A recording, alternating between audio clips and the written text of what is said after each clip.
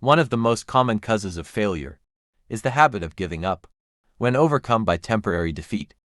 Each person makes this mistake at different times. Darby's uncle was struck by the gold fever during the gold rush and went west to mine and get rich. He filled out a request and went to work with a digger and shovel. The work was hard, but his greed for gold was great. After weeks of work, he was rewarded with the discovery of shiny gold. The first wagon with gold was taken out and transported to the foundry. The data said they had one of the richest mines in Colorado. A few more wagons and they would pay off their debts. Then came the great outpouring of revenue. Then something happened. The gold line disappeared. They had reached the end of the rainbow, and the pile of gold was no longer there. They drilled further, trying desperately to find the line again, but all was in vain. Finally, they decided to give up. The machines are sold to a tramp for a few $100s, and Darby and his uncle take the train back home. This wanderer took a mining engineer to see the mine and do some calculations. The engineer told him that the project had failed because the owner had no knowledge of the wrong lines, and that the line should be found only 3 paces from where the Darbys had stopped drilling. And that's exactly where it was found. The wanderer got millions of dollars in gold from the mine because he knew how to seek the advice of experts before giving up.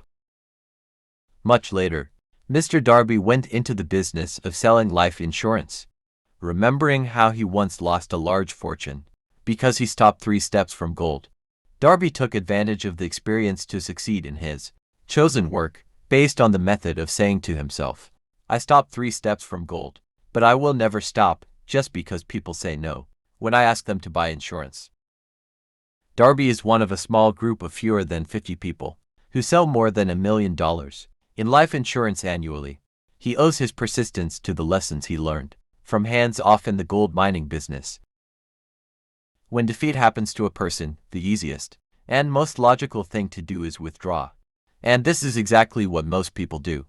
More than 500 of the most successful people ever known have said that their greatest success came just 1 step beyond the point at which defeat had overtaken them. Failure is a trickster. With a keen sense of irony and cunning, he takes great joy in stopping someone when success is almost within reach.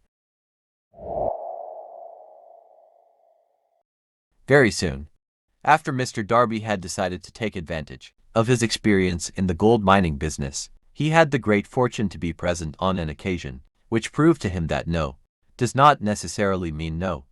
Darby's uncle worked on a large farm where a large number of colored people lived, and he was helping his uncle grind wheat in an old mill one afternoon. The door opened quietly and a small colored child, the daughter of a servant, entered. The uncle yelled at her loudly, telling her what she wanted, while the girl slowly answered that her mother wanted him to send her 50 cents. The uncle responded by refusing and told the girl to run home. "As you order," answered the girl, but she did not move. The uncle repeated once more what he had said, but the girl did the same thing as the first time. She did not move from her place. The uncle let go of the sack of wheat he was preparing to throw into the mill, took a piece of wood and started towards the girl, with a scary look on his face. When the uncle approached the place where the child was standing, she quickly took a step forward, looked him in the eyes, and shouted with all the power of her voice that her mother needs to have that 50 cents.